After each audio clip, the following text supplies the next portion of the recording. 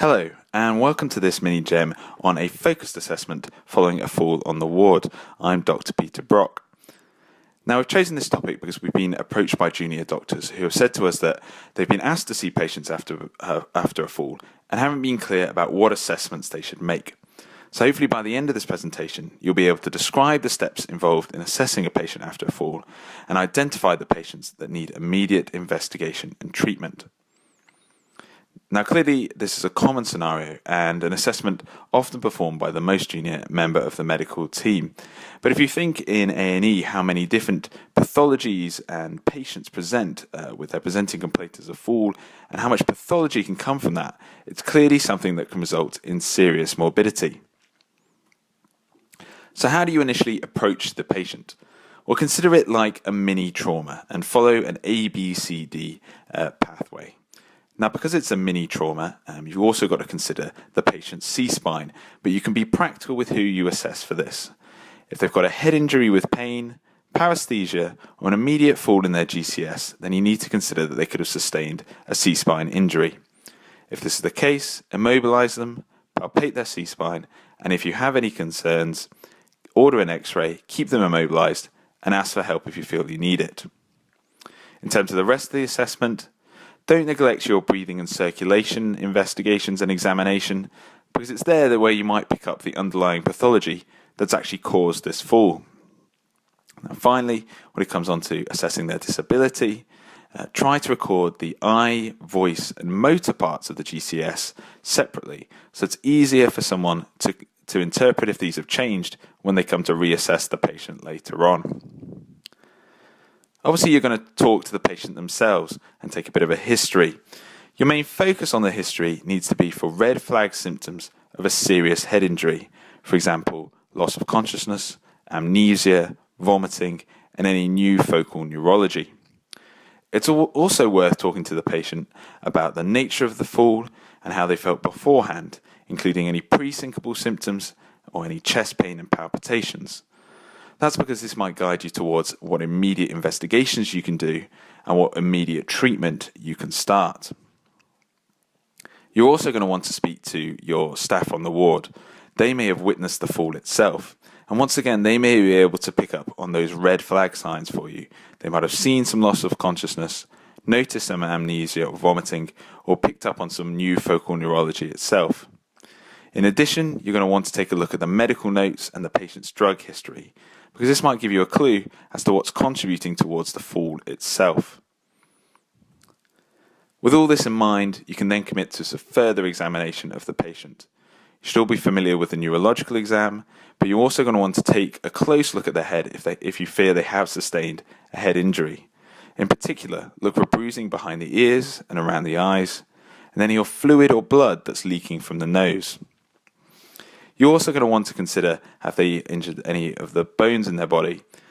Examine and palpate anything that they've had an impact onto and pay particular attention to those high-risk areas, such as the hips and pelvis or any of the limb bones. Now, who you're going to let go back to bed and sleep and who you're going to require immediate investigation of. Well, if they've got any cardiac or syncopal symptoms, then it's worth getting an ECG straight away. An MI or serious arrhythmia could initially present as a fall. If you've got any suspicion of fractures, then do an X-ray straight away. The patient whose hip fracture is picked up straight away will have a better outcome than that is delayed. Now, when it comes to head injuries, there are guidelines published by NICE for who should get a CT head straight away, and we'll go into this in later slides. Finally, if you pick up any other underlying pathology, then start your imaging and bloods straight away. So who do we need to contact the radiologist for immediately? Who needs that CT head within 1 hour? Well, the list is here, taken from the NICE guidelines, and I'm not going to go through it step by step. Simply advise that you take a photo of the slide and carry it with you on your phone perhaps, so you've got a point of reference for when you're on the ward. Of note, there is also a group who need a CT head within 8 hours of the injury, and with on-call shifts being up to 12, 13 hours, that may mean that you still have to consider calling the radiologist. Of interest is this includes a group of people who are aged over 65 and have had loss of consciousness or any amnesia following the fall. The over 65 population is obviously the group that's going to have an increased risk of falls, so it's important to bear this in mind when you're considering who needs a CT head during your shift. Obviously, you're going to commence immediate management with these patients and to consider whether they need any analgesia, whether they need any of their wounds dressing or suturing, and treat any underlying pathology that you may have come across. You're also going to consider if they need any monitoring. Now, when we write neuro-obs in the notes, what we should ideally be writing is a guide that's written here. So if the GCS is less than their baseline, they need neuro-obs every 30 minutes.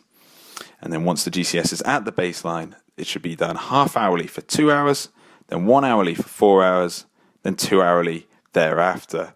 Try and record this exact plan in the notes and communicate it to the nursing staff.